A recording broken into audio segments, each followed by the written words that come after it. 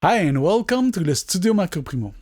I've been using the UK Sounds 1173 for a week now, and in this video I'll present you with more tests and more reflections about those units.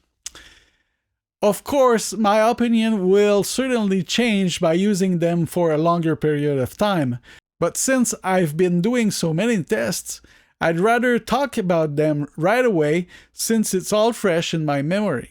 I tried not to show it in my first video, but using the 1173s for the first time, I was relatively disappointed.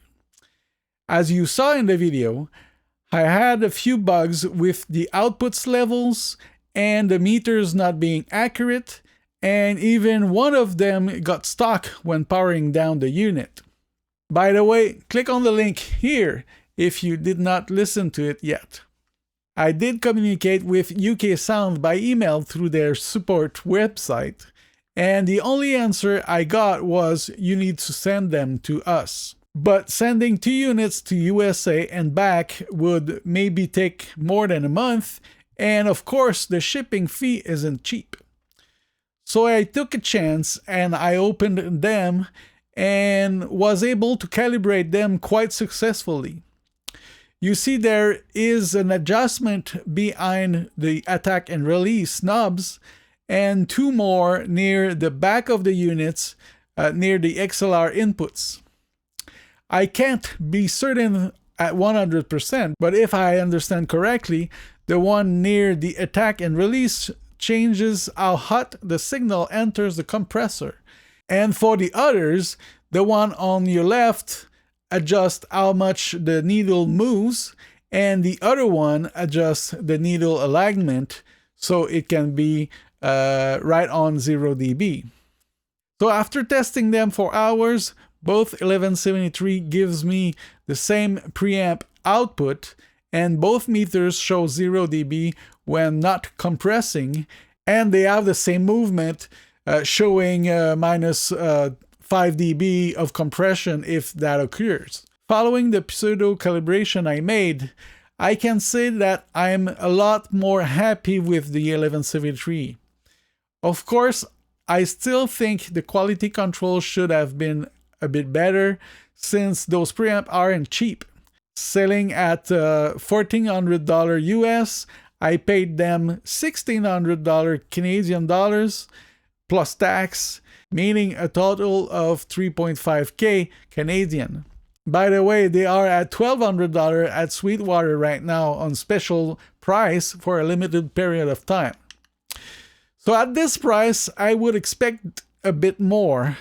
That could be that my beloved Focusrite ISA preamps feel so much sturdy and accurate out of the box compared to the 1173.